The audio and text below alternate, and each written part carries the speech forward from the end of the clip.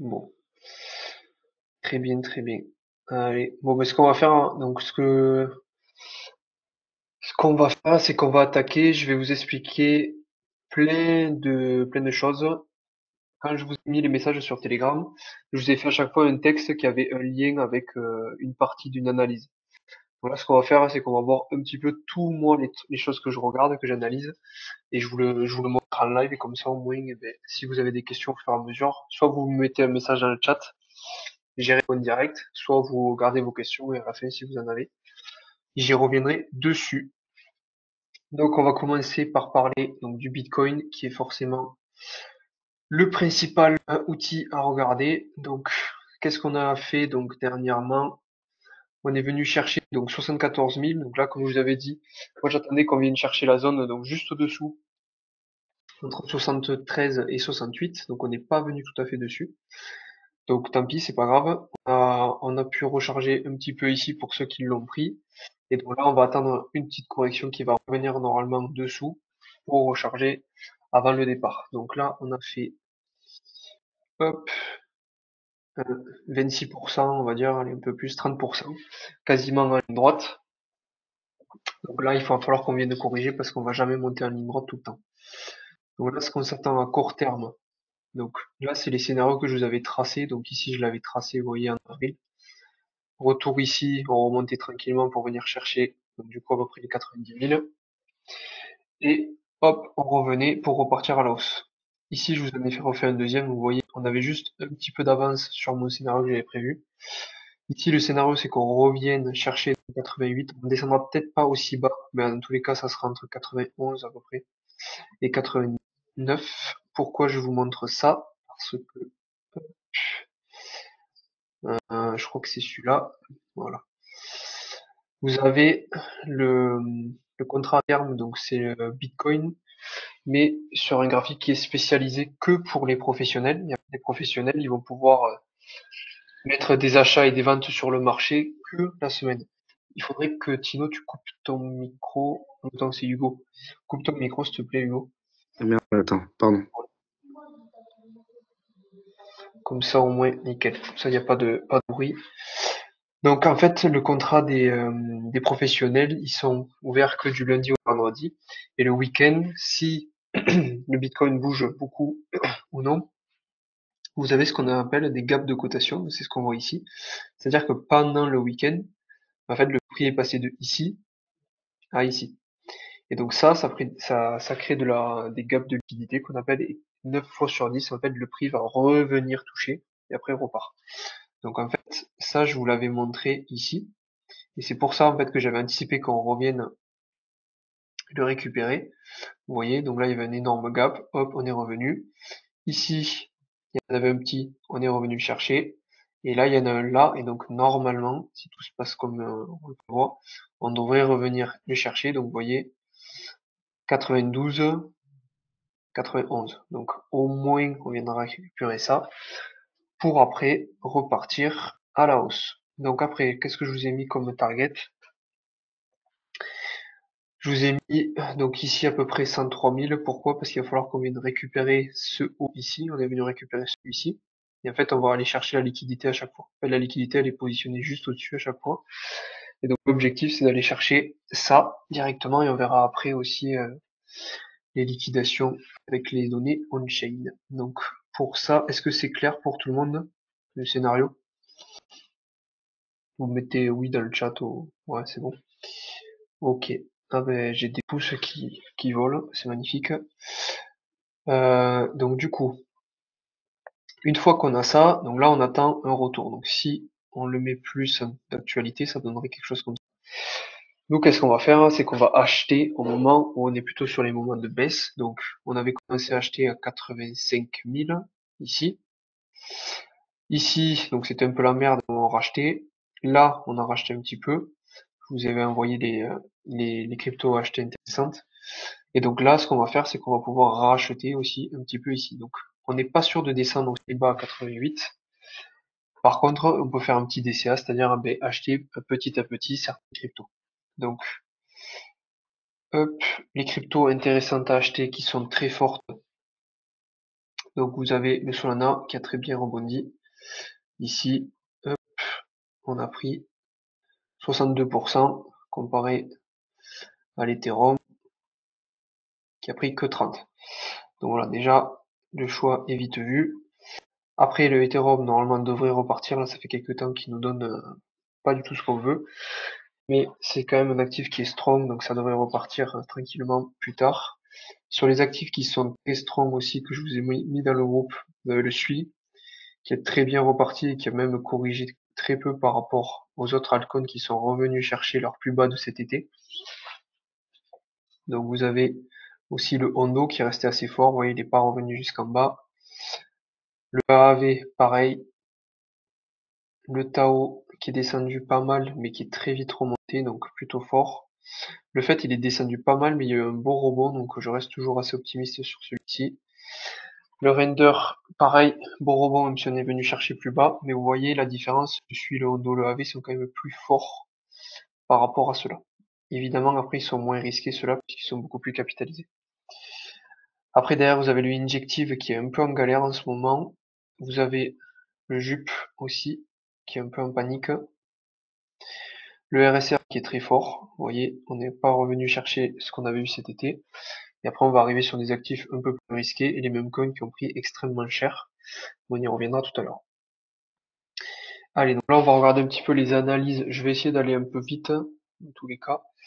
Comme ça, je vous explique tout ce que j'ai à voir et après, on reviendra sur les graphiques peut-être que j'ai pas assez bien expliqué ou sur lesquels vous voulez revenir.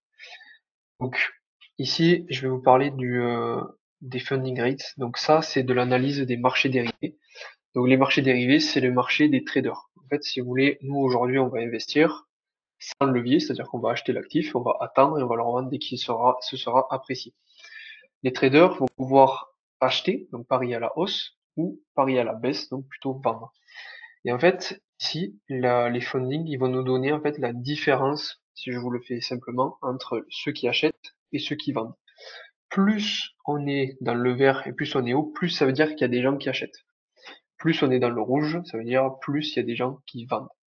Et nous, qu'est-ce que ça va nous donner comme information, ça? En fait, on va pouvoir savoir le sentiment global du marché. Plus les gens parient à la hausse, plus ça veut dire que les gens sont euphoriques. C'est-à-dire que tout le monde parie à la hausse à fond, à fond, à fond.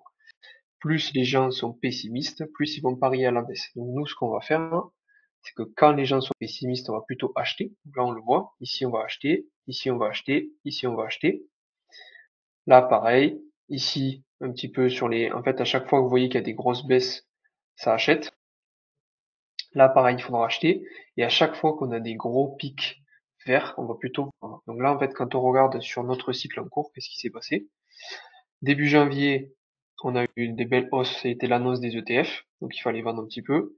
Ici, c'était début d'année 2024, pareil. On a vu que tout l'été, là, c'était compliqué. Les funding rates sont passés un petit peu en négatif, donc potentiellement des bons moments pour acheter. Ici, sur la montée, potentiellement des moments pour vendre un petit peu. Et là, on est de nouveau passé dans le négatif. Donc ça, qu'est-ce que ça nous montre? Ça nous montre qu'en fait, les gens sont plutôt pessimistes aujourd'hui. Et donc, potentiellement, on va pouvoir aller plus haut pour repasser sur des périodes d'euphorie comme ça, où là, ça sera plutôt le moment de vendre. Allez, donc après, on continue. Donc là, on reste toujours sur les marchés dérivés. Ici, on a les liquidations. Donc les liquidations, qu'est-ce que c'est? Ça va être donc les niveaux où les traders vont perdre leur position. En fait, quand vous allez être sur les marchés dérivés, vous allez mettre une position avec un levier de 1, 2 jusqu'à 100 et quelques, mettez ce que vous voulez. Et en fait, vous allez mettre en collatéral une partie de votre portefeuille. Donc ça dépend de la monnaie sur laquelle vous tradez.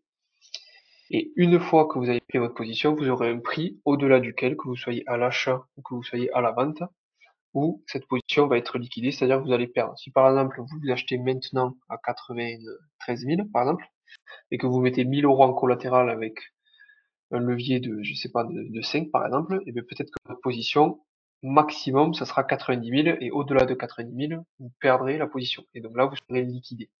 Et en fait, tous les traits qu'on voit ici, c'est tout l'argent des traders, si vous voulez, qui vont être liquidés. Donc. Et plus on a de la couleur, plus ça veut dire qu'il y a un montant élevé de personnes qui vont se faire liquider en termes de valeur. Donc nous, ce qu'on va essayer de chercher, ça va être de regarder justement les endroits où il y a le plus de couleurs. C'est là où il y a de plus de gens à venir rect si on dit comme ça. Donc là, on voit quoi? On voit que ici, on a du monde à 100 000, ici 107 000, 109 000, 110 000 et en bas, plutôt vers les 23 000. Donc ça nous donne potentiellement une zone surveiller quand le prix va monter ou quand le prix va descendre. C'est-à-dire que quand on va arriver ici, sûrement que là, quand on va arriver là, ça va passer assez rapidement et on va venir au-dessus. Pareil pour ici. Donc voilà, ça c'est pour les liquidations. Donc ça à prendre en compte sur les montées et sur les descentes pour savoir où est-ce que le prix peut potentiellement aller. Donc là, on va revenir sur du plutôt long terme. On va regarder, bon, maintenant, pourquoi est-ce qu'on va monter, pourquoi est-ce qu'on va descendre. Ici, vous avez une représentation du cycle en cours, enfin, de tous les cycles. Et en fait, ça nous montre jusqu'à combien à chaque fois le Bitcoin va. Au début, on allait au-delà du rouge. Ici, sur le cycle 2017, on est monté au rouge. Là, on est devenu sur le orange clair. Donc là, on pourrait se dire, eh bien, on peut aller sur du vert clair, voire du jaune. Si on monte jusqu'à du vert clair, voire du jaune, vous voyez, on atterrit entre 170 000 et hop, 240 000. Bon, nous, les targets qu'on a, elles seront pas aussi élevées. C'est-à-dire que nous, on va viser plutôt les 150 000 pour le moment. Après, on verra évidemment comment l'évolution va se faire. Mais ça permet de nous prendre un petit peu de recul sur le cycle et de se dire, bon, là, on n'a pas eu encore d'euphorie. On a vu ici qu'on a eu un petit peu d'euphorie, mais c'était très léger par rapport au cycle précédent. Donc, potentiellement, pas besoin de s'enflammer. Donc ça, on est bon. Ensuite, ici, je vous ai mis le prix, donc, hop, le short term holder realized price, c'est marqué ici. Ça, c'est le prix moyen des gens qui ont acheté du Bitcoin dans les 6 derniers mois. C'est-à-dire que tous les gens qui achètent, ça fait un calcul, c'est cumulé, et on peut voir un petit peu qui a acheté à quel moment. Et donc là, en fait, on peut voir que au jour d'aujourd'hui, le prix moyen des gens qui ont acheté du Bitcoin dans les 6 derniers mois, c'est 92 900. Donc on va dire 93 000. Et en fait, ce prix, il a tendance à jouer le rôle de support et de résistance. Donc pour ceux qui n'ont pas forcément les notions, vous avez donc, on va faire ça. J'ai pas le stylo pour faire un dessin. Bon, c'est pas grave. Si par exemple, hop, le prix fait ça, ici, vous avez ce qu'on appelle un support. Donc c'est le sol. Et ici, vous avez ce qu'on appelle une résistance. Donc on va dire le plafond. En gros, le prix va venir rebondir sur des prix psychologiques, là où les intervenants du marché vont se dire bon ben là c'est trop cher. Ici ils vont se dire bon ben là c'est pas cher donc j'achète. Là c'est de nouveau trop cher. Là c'est de nouveau pas cher donc je rachète, etc. etc. etc. Et bien sur le short term holder et high sprite, c'est exactement pareil. Vous voyez que ici on est venu faire office donc de support, support. Là on est passé dessous, résistance, résistance, résistance, jusqu'à qu'on passe à travers. Support, support, on repasse à travers. Là c'était un peu limite, on repasse au-dessus. Là on n'a pas réussi à tenir, et là hop, on vient de repasser juste au-dessus. Donc ce prix va être important de l'avoir plutôt en dessous de nous. Pourquoi? Parce qu'en fait, si les gens qui sont là depuis moins de 6 mois sont en positif, ils seront plus aptes à rajouter de l'argent parce que c'est des gens qui sont pas formés et qui vont beaucoup avoir cet effet psychologique de se dire bon ben voilà, je gagne et donc je vais réinvestir tant que je gagne. Quand on est dessous, au contraire, là les gens qui sont du coup pas du tout compétents, les particuliers la plupart du temps, ici seront sur des périodes de capitulation, c'est-à-dire que c'est des périodes où là ils vont plutôt vendre à perte plutôt que d'acheter, alors que les gros investisseurs, eux, achètent. On va voir juste après. Donc, une fois que je vous ai expliqué ça, on va regarder maintenant la différence entre ce que font donc les particuliers. Donc ça veut dire les particuliers, c'est les gens qui sont entre guillemets pas bons sur les marchés puisque ils n'ont pas des gros montants, ils sont pas forcément formés par rapport aux gros investisseurs. Donc on va appeler plutôt les whales qu'on va nous essayer de suivre parce que c'est eux qui vont faire bouger le marché et c'est eux qui font le plus d'argent sur les cycles. Donc en noir ici vous avez le prix du Bitcoin. Donc là voilà, on descend jusqu'à 2023 à peu près. Donc là vous avez l'année dernière, vous avez l'été Et là, vous avez, quand on est arrivé au niveau des 100 000, voire un peu plus. En bleu, vous avez donc les investisseurs particuliers. Et les holdings, c'est quoi? C'est leurs réserves. Donc en gros, là, c'est les investissements des particuliers. En rose, vous avez l'investissement, au contraire, là, des institutions. Et donc là, on le voit assez bien que les retail ont acheté tout le temps. Et en fait, depuis qu'on est arrivé aux 100 000, ils ont vendu fortement. Vous voyez, on a eu vraiment une baisse drastique de ces cours. Alors qu'au contraire, en rose, on voit très bien que là, quand on est arrivé sur les prix des 70 000 à peu près en début d'année dernière, là, les gens ont commencé à se décharger. Donc là, c'est plutôt les gros investisseurs. Et à partir de là, ils ont acheté, acheté, acheté, acheté, acheté. Et malgré qu'on soit arrivé au niveau des 100 000, on continue à monter. Donc ça, c'est plutôt positif. Pourquoi? Parce que ça veut dire que les gens qui achètent avec des gros portefeuilles, eh bien, ils font pas comme les investisseurs particuliers et ils conservent leur Bitcoin pour du long terme. Nous, ce qu'on va vouloir regarder, c'est quand eux, ils vont plutôt vendre, que là, nous, on se dira, bon, ben là, il faut qu'on vende. Ok? Sauf que pour l'instant, ce n'est pas le cas. Ensuite, ici, on peut voir, donc ici, Bitcoin Exchange Reserve. Donc là, c'est la réserve de Bitcoin que détiennent tous les échanges où vous pouvez acheter vos crypto-monnaies. Donc quand vous allez sur Binance, quand vous allez sur Coinbase, quand vous allez sur BitGet ou n'importe quoi, vous avez Bitcoin à disposition, c'est-à-dire que vous avez l'offre qui rencontre la demande. Et en fait, on peut voir que les réserves de Bitcoin ne font que baisser, baisser, baisser, baisser, petit à petit, au fur et à mesure du temps. Pourquoi c'est positif? Si l'offre en circulation de Bitcoin baisse, ça veut dire qu'on est de plus en plus rare. Si vous ne le savez pas déjà, je vous le réexplique, vous avez 21 millions de Bitcoin maximum. Vous en avez toujours un petit peu, donc aujourd'hui on doit être à peu près à 19 millions, et vous en avez toujours qui sont minés, donc vous en avez des nouveaux. Sauf qu'en fait, on a beaucoup plus de gens qui achètent que de gens, que de Bitcoin qui arrivent. Donc forcément, l'offre va avoir tendance à diminuer. Et en fait, on se rend compte que sur les échanges, on a en fait de moins en moins de Bitcoin disponibles et ça continue on va dire, en accélérant. Vous voyez bien que là, on descend assez rapidement. Le truc, c'est que si il n'y a plus d'offres de Bitcoin, c'est-à-dire que vous ne pourrez plus en acheter, et là, c'est ce qu'on appelle un choc d'offres. Quand on a un choc d'offres, ben en fait là, ça va être celui-là qui va le vendre le moins cher, entre guillemets. Mais il va directement pouvoir le vendre, puisqu'en fait, il y aura que lui sur le marché. Mais au contraire, si cette personne sait qu'elle est seule à le vendre, elle va pouvoir mettre le prix qu'elle veut, puisqu'il n'y a que elle qui le vend. C'est le principe de la rareté. Et donc, le fait qu'on ait ici nos bitcoins, qu'on en ait de moins en moins, mais ça veut dire qu'en fait, sur du long terme, pour le moment, en fait, tous les gens détiennent leur bitcoin et en fait, ne le mettent pas à vendre. Ok, donc quand on aura un retour plutôt à la hausse ici, là, ça voudra dire que les gens commencent de nouveau à les vendre et donc potentiellement, nous, il faudra qu'on sorte du marché. Donc voilà pour ça. Hop. Ici, je vous montre maintenant donc le coût moyen d'acquisition des mineurs. Les mineurs donc, vont mettre à disposition leur ordinateur et leur puissance de calcul pour pouvoir miner du Bitcoin, pour pouvoir contribuer au réseau, pour valider les transactions. Ça a un coût forcément, c'est le coût de l'électricité. Et donc là, vous le voyez, donc ici, vous avez en bleu le coût moyen, donc du coup pour miner un Bitcoin, et le prix du Bitcoin dessous. Donc ici, on voit en fait que ça monte petit à petit et que le prix se colle. Qu'est-ce que ça veut dire? Si vous avez des mineurs qui ont un coût d'acquisition égal au prix du Bitcoin, ça veut dire que, je vais dézoomer, ça veut dire qu'il est du coup pas du tout surévalué puisque c'est vraiment le coût réel que ça coûte d'avoir un Bitcoin. C'est-à-dire qu'on n'est pas très haut, on n'est pas très bas, on est au prix normal.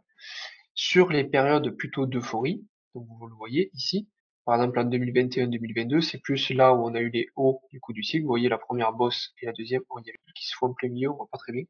Et vous voyez ici qu'on avait un écart assez élevé par rapport au prix. Donc vous le voyez, Bitcoin Average Mining Cost 21 000, Bitcoin USD 59 000. Là, vous voyez, on avait un grand écart. Donc ça voulait dire que le Bitcoin était beaucoup plus surévalué par rapport à ce qui coûtait réellement à produire. Aujourd'hui, hop, voilà, on a 91 000 coûts de minage Bitcoin USD, donc le prix est réel, 96 000. Bon, il est un petit peu plus bas aujourd'hui parce qu'on a rebaissé un petit peu. C'est pour que vraiment vous compreniez. Et donc ça nous dit quoi? Ça nous dit, ben, en fait, le Bitcoin, il est un prix qui est correct par rapport à ce qu'il coûte. Donc il n'est pas du tout surévalué, donc on n'est pas du tout sur une bulle spéculative, on est au contraire sur des prix qui sont tout à fait normaux.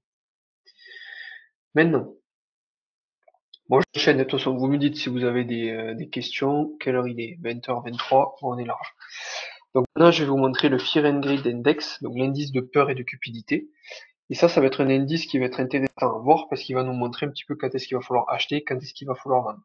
Le principe de base, c'est qu'on doit toujours aller à l'inverse de la masse. La masse, dès qu'elle a peur, c'est que c'est des bons moments pour acheter. Dès qu'elle est dans la cupidité, c'est-à-dire qu'ils sont euphoriques, qu'ils vont se dire, bon, ben, ça y est, je vais devenir millionnaire, etc. C'est plutôt là, ce moment où nous, on va vouloir vendre. Donc, comme vous le voyez ici, alors je vais essayer de réduire un petit peu l'échelle. Tac, voilà. Donc là, 2024, on a vu qu'on montait donc sur les 80, plutôt des moments donc de cupidité, voire de cupidité extrême. Donc là, plutôt au moment de prendre des profits. Ici, donc tout l'été 2024, plutôt des moments d'acheter parce qu'on était plutôt bas entre la peur et la peur extrême. Là, plutôt le contraire, de nouveau, on est revenu sur des niveaux de vente. Et là, on est repassé donc depuis quelques semaines, voire mois, sur des niveaux extrêmement bas, entre 20, voire même un petit peu moins, à 40. Et donc là, on revient un petit peu dans l'euphorie, mais très légèrement. Ce qui nous dit en fait que là, les gens, ils ont juste paniqué pour rien, et que là, au contraire, c'était des bons moments pour acheter. Ici, on n'est toujours pas revenu sur des niveaux élevés, donc on a encore de la marge. Hop, je vous le remets comme ça. Check. Nous, les niveaux qu'on va surveiller, c'est vraiment des niveaux très élevés, comme ça, au moins au-dessus de 80 pour le Bitcoin. Sachant que nous, sur les altcoins, ça va être un petit peu différent, on verra d'autres données en plus. Donc voilà pour ça. Maintenant, on va passer sur le côté plutôt macroéconomie, donc je vais vous montrer juste deux, trois trucs. Nous, ce qui va nous intéresser, ça va être notamment l'inflation. L'inflation, l'objectif de la Fed, donc c'est la Réserve fédérale des États-Unis, c'est qu'elle soit en dessous des 2%. Si l'inflation est en dessous des 2%, ça veut dire qu'ils peuvent baisser les taux pour relancer l'économie et pour qu'il y ait plus de croissance. Donc là, on voit très bien qu'on est descendu très bas au niveau de la 1,46 en temps réel. La Fed, elle a pas ses taux exactement, elle a un petit peu de retard. Donc en fait, elle doit avoir des taux, elle, encore sur ces niveaux-là. Et en fait, quand on va arriver sur des niveaux à peu près ici, en fait, ils seront obligés de baisser les taux. Parce qu'en fait, ils n'ont aucune raison de ne pas les baisser, sachant que Trump est en train d'amener beaucoup d'incertitudes sur les marchés. Ils sont en train de dire qu'on va aller en récession et pour éviter la récession, on doit justement relancer l'économie et pour ce faire, on doit baisser les taux. Donc, maintenant, on va se dire, bon, ben voilà, quand est-ce qu'ils pourraient potentiellement baisser les taux? Quand on baisse les taux, c'est lors des réunions FOMC. Donc, les réunions FOMC, c'est tous les mois. Vous avez une réunion où Jérôme Powell prend la parole et va donc du coup expliquer un petit peu les politiques monétaires qu'il a mises en place, l'état de l'économie, il va regarder donc l'inflation, il va regarder le PIB, il va regarder donc le marché de l'emploi, et il va regarder du coup les taux d'intérêt, savoir s'il les laisse pareil, s'il les augmente, s'il les baisse. Donc aujourd'hui, on a le FOMC qui est demain, donc le 7 mai, il me semble que c'est ça. Ouais, on est bien le 6. Donc vous voyez ici, demain, on a 96% de chance, de probabilité plutôt, qu'on ne bouge pas les taux d'intérêt. Donc on ne va pas bouger, donc normalement il n'y aura pas demain de surprise, on va dire, puisque le consensus général, donc ça c'est les économistes qui vont mettre en place ces outils, et qui nous disent en fait, mais pour l'instant il y a très peu de probabilité qu'on bouge les taux. Si par contre on les baisse, alors là ça veut dire que le marché va exploser, puisqu'il n'y aura pas du tout de probabilité que ça se passe, et donc ça sera une nouvelle qui sera très appréciable justement pour les marchés financiers, parce que je vous le rappelle, si on baisse les taux d'intérêt, ça veut dire que les crédits sont moins chers, donc ça veut dire que les gens auront accès à plus de capital, qui dit plus de capital dit plus d'investissement, plus de dépenses, du coup relance de l'économie et investissement sur les marchés risqués. Si on regarde donc le 18 juin, là on se rend compte que pour le prochain FOMC, donc le mois après, et on se retrouve avec 30% de chance d'avoir une baisse de taux. Donc ce qui est déjà plutôt pas mal. Si on continue, là hop, on voit qu'on a plus de la moitié de probabilité d'avoir une baisse de taux. Si on continue, pareil, encore presque 50% pour même une deuxième baisse de taux, c'est-à-dire que là on passerait de 4,5 à 4,25 à 4. Octobre, pareil, peut-être encore une autre, et après jusqu'à décembre, hop, vous voyez, on a quand même des taux qui peuvent baisser normalement très fortement, sachant qu'on perdrait à peu près un point par rapport à ce qu'on a aujourd'hui. Donc ça c'est plutôt positif pour nos affaires. Pourquoi? Parce que forcément si on baisse les taux, comme je vous l'ai dit, bah, l'argent il va débarquer et du coup on sera plutôt tranquille par rapport à ça. Donc après, là c'est par rapport aussi à la banque, enfin à la réserve fédérale des États-Unis. Donc vous avez le taux sur lequel elle peut jouer. Donc plus elle va monter les taux, plus elle va ralentir l'économie. Plus elle va baisser les taux, plus elle va du coup accélérer l'économie. Hop, et après vous avez aussi ce qu'on appelle le quantitative easing et le quantitative tightening. En fait, la Fed, donc la banque centrale, elle va mettre de l'argent dans l'économie, elle va en retirer. Ce qu'on appelle la planche à billets. Comme vous le savez, en Europe aussi c'est pareil. La BCE, donc la Banque centrale européenne, elle va imprimer des billets un peu à l'infini comme elle veut. Et bien en fait, ici, on peut le voir sur ce graphique, c'est l'impression monétaire des États-Unis. Et là, en fait, on voit, c'est le Fed Balance Sheet, c'est le truc en vert. Donc, on voit ici que depuis quelques années, ça baisse. Et on voit derrière le Bitcoin qui a plutôt monté sur des périodes où on avait au contraire de l'impression monétaire. Vous voyez, ici, stagnation, ça bougeait pas trop. Hop, grosse explosion, là on a eu le plus gros bull run de l'histoire, quasiment, 2021. Et là, en fait, on voit qu'on est plutôt sur une pente descendante, donc forcément pas bon pour nos affaires. Mais en fait, ici, la, la banque centrale va être obligée de repasser en quantitative easing, donc c'est-à-dire au lieu d'avoir de la descente, on va au moins repasser sur du plat, voire même sur de la montée d'ici la fin de l'année. Et du coup, ça pourrait nous en faire avoir de nouveau plus d'argent dans l'économie. Donc c'est pour ça qu'aussi pour le moment on monte entre guillemets tranquillement. Donc voilà pour ça. Donc maintenant on va arriver un petit peu sur les graphiques. Je vais vous montrer plusieurs choses. Donc on va commencer par le SP500, donc comme vous le savez, le SP500 est assez corrélé au Bitcoin. Pourquoi? Parce qu'en fait, il va représenter un petit peu la prise de risque sur les marchés financiers de la part des investisseurs. Et donc si le marché boursier se pète la gueule, il y a de fortes probabilités pour que le marché crypto-monnaie se pète la gueule aussi. Ici, on a vu que le SP500 a très bien rebondi, donc plutôt positif pour nous. Par contre, il va falloir faire attention. Pourquoi? Parce que vous avez ce qu'on appelle l'outil de retracement de Fibonacci, donc c'est ce truc qu'on voit ici là, qui nous dit quand vous avez une chute des prix, le prix va jamais descendre tout le temps tout droit. Il va faire des escaliers, que ce soit dans la montée ou dans la descente, c'est pareil. Il va monter, descendre, monter, descendre, monter, descendre, que ce soit en tendance baissière ou en tendance haussière. Comme vous le voyez depuis le début, hop, donc voilà, sur les dernières années, on fait que monter petit à petit. Donc si on a une correction et qu'on repart, il n'y a pas de problème. Par contre, quand nous revenons sur la zone de revente, c'est la zone entre les 0,786 et 0,618. Donc là, c'est des chiffres mathématiques du mathématicien justement Fibonacci. Hop, on a de fortes chances ici de repartir à baisse. Donc là, je vais vous faire un carré. On va le supprimer. Et donc là, il va falloir surveiller en fait qu'on reparte pas trop à la baisse ici, parce que ça voudra dire qu'en fait on continue la tendance plutôt baissière et qu'on irait du coup plutôt vers le bas, un truc un peu comme ça. Et donc là, c'est pas ce qu'on veut, puisque si le SP500 crash, notre Bitcoin il va peut-être pas kiffer du tout. Donc première piste d'attention à faire attention. Donc là, ça avait crashé en même temps que le Bitcoin, donc c'est pour ça qu'on a crashé en plus par rapport à Trump et tout ce qu'il a dit. Donc là, il faut faire attention encore à ces deux zones-là que je surveille. Si on n'y va pas, tant mieux. Si on y redescend, ça voudra dire qu'on n'est pas terrible. On n'a pas déjà Chauche pour le retournement de tendance. Alors attends, je te regarde ça. Oula, alors attends. Petit bug. Attends, je vais fermer les graphiques. C'est bon. Euh, ouais. Si on prend celui-là, on peut dire que oui. Si on prend celui-là, on peut dire que non. Donc ouais, mitigé sur ta question. Thibaut. Donc après, on a le dollar. Donc le dollar, il est inversé, la corrélation est inversée par rapport au Bitcoin. C'est-à-dire que quand le dollar monte, le Bitcoin baisse, quand le dollar baisse, le Bitcoin monte. Ici, tous les carrés que je vous ai mis, c'est les bull runs précédents. Bull run de 2017, bull run de 2021. Là, c'est début 2024, on a une petite explosée des prix. Et là, normalement, on est censé avoir notre bull run 2025. Donc là, il va falloir faire attention, du coup, à cette zone. Ce qu'on aimerait voir, nous, ça serait quelque chose plutôt comme ça.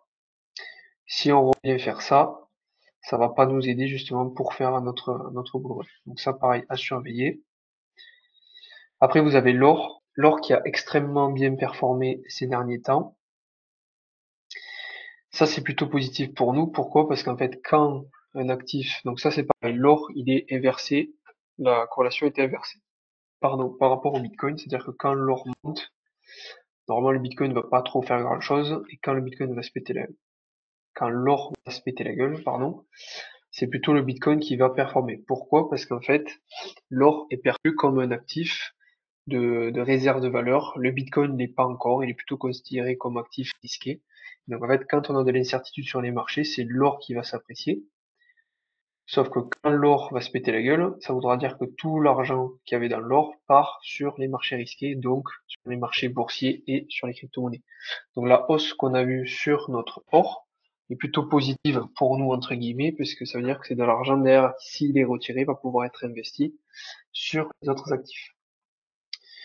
Ensuite, ici, nous avons notre masse monétaire mondiale. Donc ça, je vous la montre très très très souvent. Donc ça fait déjà un an que je vous la montre depuis qu'on est ici, qui a un petit temps d'avance, si vous voulez, sur le Bitcoin. C'est-à-dire que quand elle va monter, le Bitcoin va monter avec un peu de retard. Quand elle va baisser, le Bitcoin va baisser avec un petit peu de retard, etc., etc. Si je vous le montre ici, hop, je vais vous l'afficher. Voilà. Jack. Voilà. Donc là, je vous ai mis directement le retard. C'est-à-dire je vous ai mis 108 jours de retard sur le Bitcoin. Donc si on suit un petit peu ça, voilà, on pourrait arriver, bon, 200 000, ça fait peut-être un peu beaucoup. Hop, si on le met un peu plus à l'échelle, voilà, peut-être quelque chose comme 140 000, 150 000 dans le mois qui arrive. Donc ça, pareil, c'est plutôt positif pour nous. Maintenant, hop, voilà, je passe vite, mais sinon je vais y passer 2 jours si je vous explique pendant 15 ans tous les graphiques. Ici, vous avez la Bitcoin dominance. Tu pourras nous expliquer comment superposer les graphiques. Alors là, c'est juste un indicateur. Tu tapes, tu vois, tu l'as ici, Finfluential Global M2 Money Supply. Tu le tapes ici dans l'indicateur. Tu dois l'avoir, voilà, tu l'as ici. Donc ça, tu le marques directement dans ton indicateur. Réglage. Tu mets ton temps de décalage. Soit tu mets entre 80 et 110 jours à peu près. Voilà pour ça. Hop. Donc concernant notre dominance du Bitcoin, donc ça va être la part que prend le Bitcoin dans tout le marché des crypto-monnaies. Et en fait, nous, ce qu'on veut voir, c'est que Bitcoin prenne moins de place dans le marché pour que l'argent passe du Bitcoin dans les altcoins. C'est là où on est principalement positionné pour aller faire du coup des gros gains. Donc si on regarde un petit peu ce qui s'est passé dans le passé, hop, on se rend compte que chaque bull run, on a eu la dominance qui s'est pété la gueule pour aller sur les altcoins. Après, on est remonté, on est redescendu, et là, hop, on est de nouveau sur la montée. Et en fait, c'est souvent en fin de cycle, comme on peut le voir, qu'on a les grosses baisses comme ça, assez massives et assez rapides. Et c'est ça que nous, on va vouloir surfer. Et malgré que là, on prenne un peu cher en ce moment, en fait, on va juste attendre qu'on ait cette descente pour pouvoir avoir nos gains sur le marché. Donc là, je vous ai fait les différents supports résistances que nous avons. On pourrait potentiellement remonter jusqu'à du coup celle d'en haut avant de repartir à la baisse. Donc, potentiellement faire un truc comme ça vers les 70 peut-être, donc comme ça, avant de après aller redescendre par là. Donc pareil, on va le surveiller puisque tant qu'on n'a pas cette dominance du Bitcoin qui baisse, en fait on n'aura pas de gain sur le marché des crypto-monnaies. Ça, quand est-ce que ça arrive? Ça arrive quand les gens sont dans l'euphorie. Pourquoi? Parce qu'en fait les gens là ils ont vu que Bitcoin il a déjà fait x5, x6, x7, x8. ils voient que les altcoins, ils font ça, mais peut-être en un mois, et en fait, ils se disent, ah, mais moi non plus, je veux pas louper le train, donc ils vont investir dessus, et en fait, c'est un effet boule de neige, et là, il y a tout qui explose dans tous les sens, ok? Et donc, c'est là, nous, on va vouloir aller surfer sur les altcoins. Hop. Bon, là, je vous ai fait des dessins un peu dans tous les sens. Donc là, c'est la capitalisation des crypto-monnaies hors BTC et ETH. Donc là, c'est en gros la capitalisation que des altcoins, donc que des crypto-monnaies que nous on suit. Donc, quand on voit ce qui s'est passé dans le passé, donc ça c'était le bear market, donc au moment pour racheter la plupart de nos altcoins. On a eu la montée début janvier, au moment plutôt de prendre des profits. Au moment de descendre, ici on est monté ici. Le problème c'est qu'on ne pensait pas qu'on s'arrêterait directement là. On était censé repartir un peu plus haut parce que si on regarde la temporalité, si vous voulez, on aurait dû, une fois qu'on pétait ce haut ici, continuer à monter ici. Et en fait on s'est arrêté là et on est redescendu. Donc c'est pour ça qu'en fait on n'avait pas pris assez de profit sur la fin d'année dernière et le début d'année sur nos cryptos, et donc du coup on a pris la baisse un peu dans la gueule. Mais bon, c'est la vie, on va s'en sortir. Donc du coup là on voit qu'on a pété la résistance à la baisse. À chaque fois qu'on pète la résistance, vous voyez, ici, ici, ici, pouf, ça part à la hausse, ça part à la hausse, ça part à la hausse. Ici, là je vous ai fait des prévisions en fait par rapport à ce qui s'est passé justement mais dans le passé. On essaierait nous d'aller targeter cette zone. Hop, voilà. Donc, en fait, cette zone, elle fait de la confluence, c'est-à-dire ça, c'est le premier bull run, le deuxième bull run. Ici, je vous ai mis les extensions de Fibonacci qui sont aussi des zones intéressantes à aller cibler. Ici, vous avez donc la grande résistance long terme, si on regarde sur les anciens cycles. Tchac, tchac, et ça, hop, voilà. Et donc, du coup, quand on regarde tout ça, ça nous permet de savoir un peu vers où on peut potentiellement aller et de vérifier aussi que si on ne tient pas les supports long terme aussi, ben attention peut-être de vendre si jamais on se pète la gueule. Donc c'est pour ça qu'en fait ici, je vous ai dit on va racheter. Tout cet été là, je vous avais dit qu'il fallait racheter comme des fous. Ici, je vous ai aussi un peu dit à acheter, sachant que là on a fait quand même attention, on a investi vraiment en DCA sur plusieurs mois. Et donc là, potentiellement, donc sur la suite qui arrive, on irait chercher au moins la TH et peut-être faire des rebonds peut-être du style comme ça et comme ça. Voilà pour ça. Hop. Après ici, bon là je vous montre tous les graphiques que moi j'analyse, je fais assez vite. 40. Je regarde combien de temps il me reste. 17 minutes il me reste pour l'appel. Bon là c'est les stablecoins, c'est-à-dire que quand vous avez beaucoup de stablecoins, le marché il est plutôt dans le rouge puisque tous les gens ont des stablecoins. Quand la part des stablecoins baisse, c'est-à-dire que les gens investissent l'argent, donc le marché explose. Et en fait on a pu voir début 2024, donc quand ça a explosé, on était bas. L'été, on était plutôt haut et le marché était très bas. Après, on a eu notre pump.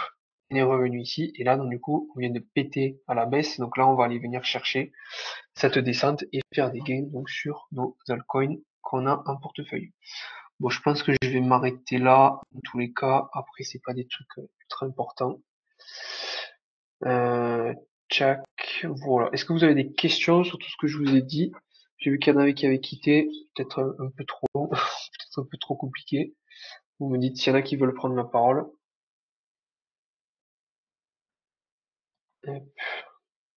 Non, pas de questions.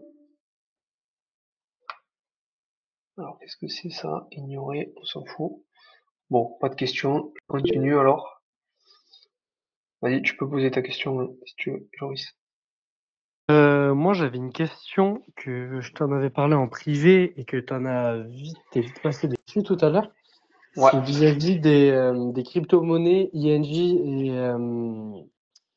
et comment il s'appelle? J'ai mangé son nom. Injective et c'était laquelle? Jup. Et au Jup, ouais, exactement. Ouais, On voit que pourquoi elles ont du mal à repartir. Tu pourrais m'expliquer quelle est la raison au niveau des projets et tout ça? ouais. Alors en fait, si tu veux, là, c'est plus techniquement que je vais te donner une réponse. En fait, sur les projets, nous, enfin, moi, j'ai fait mes analyses, si tu veux, sur les fondamentaux, c'est-à-dire que là, je vais regarder, ben, est-ce que le projet est viable ou non? Donc là, si tu veux, les projets sont toujours viables, tous ceux que je t'ai fait investir, que ce soit le JUP, le Injective ou d'autres. Le truc, c'est qu'en fait, sur la descente, on a pu voir, donc le JUP, si tu veux, qui a complètement sous-performé le Bitcoin dans la descente. C'est-à-dire que quand le Bitcoin fait, par exemple, moins 10%, mais on sait que les altcoins vont faire un petit peu plus. Par contre, là, on a fait beaucoup plus. Et ça, pour le voir, ce qu'on va faire, c'est qu'on va mettre la crypto-monnaie contre le Bitcoin, et ça, on peut voir le graphique directement. Donc là, tu vois, je te l'ai mis ici. Tu vois, j'ai mis JUP contre Bitcoin. Et en fait, on se rend compte que depuis que le JUP il existe, entre guillemets, il fait que sous-performer le Bitcoin. Tu vois, en fait là, ça fait que descendre. C'est-à-dire que le JUP, il est pas du tout fort par rapport au Bitcoin, que ce soit à la hausse ou que ce soit à la baisse. C'est-à-dire que ici, par exemple, tu vois, on a eu par exemple 50% de surperformance du Jupiter par rapport au Bitcoin sur cette période-là. Par contre, sur toute la période, donc du coup, quand on regarde depuis août 2024, par exemple, et en fait, on a le JUP qui a sous-performé Bitcoin de 68%. Donc, pas bon. Ok? Donc maintenant, comment on le voit sur les autres? Tu regardes le AAV, tu vois, par exemple,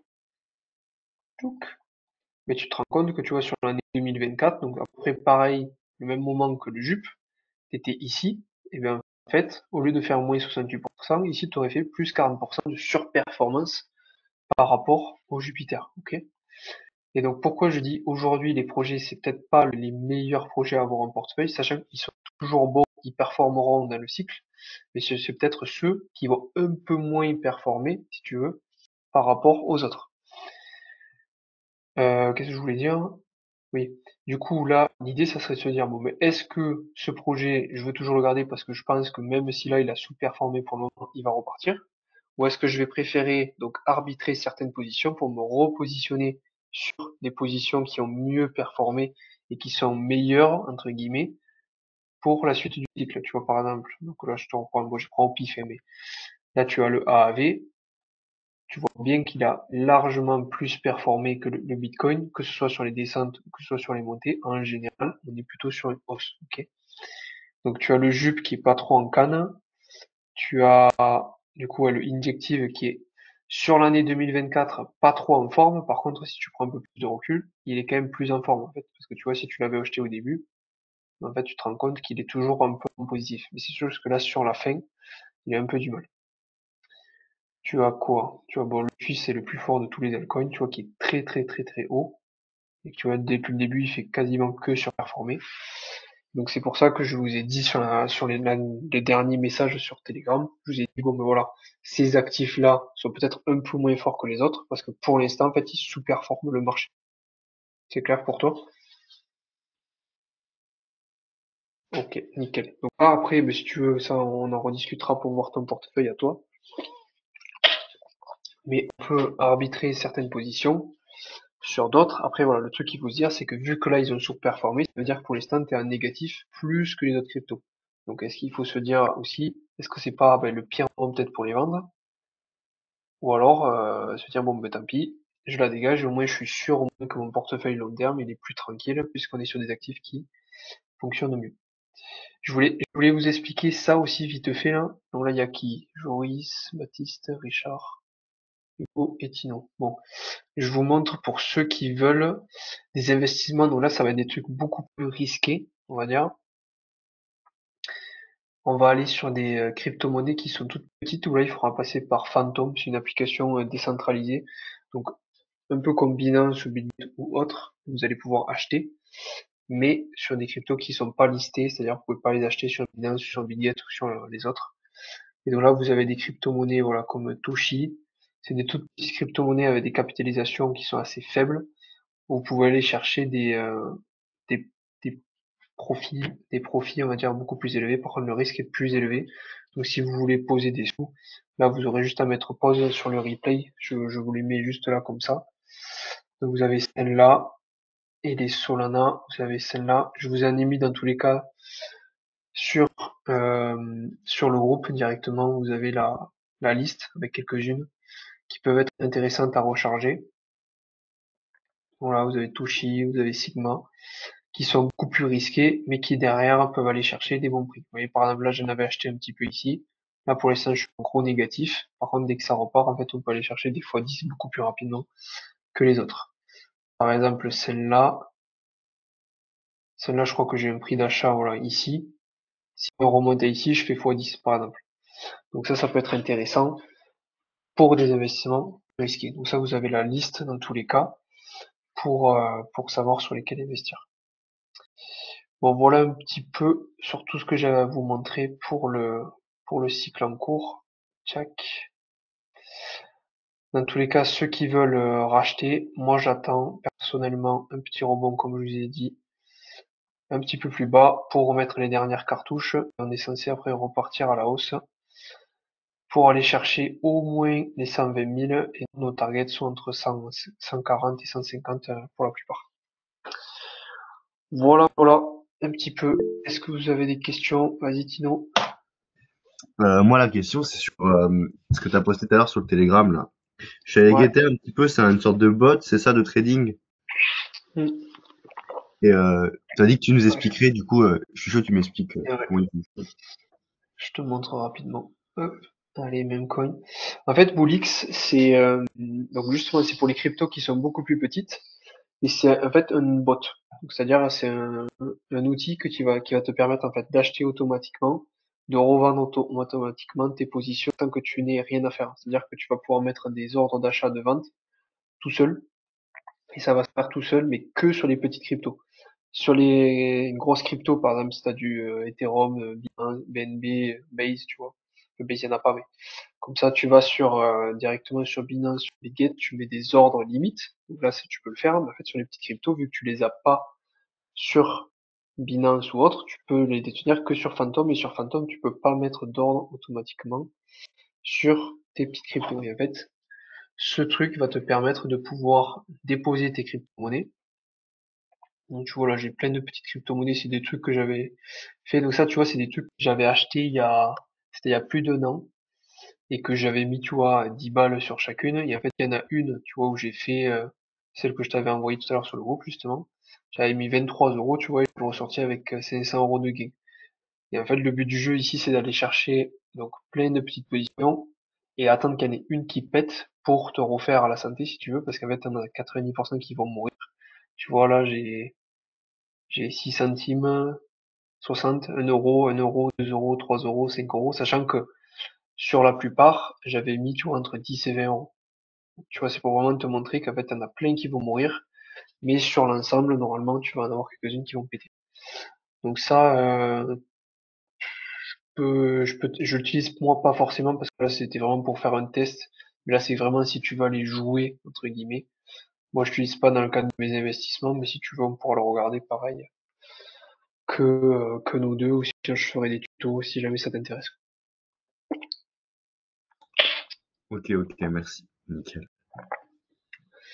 Voilà, voilà. Bon, si vous avez des questions, vous me dites, il nous reste 6 minutes. Sinon, on s'arrête là.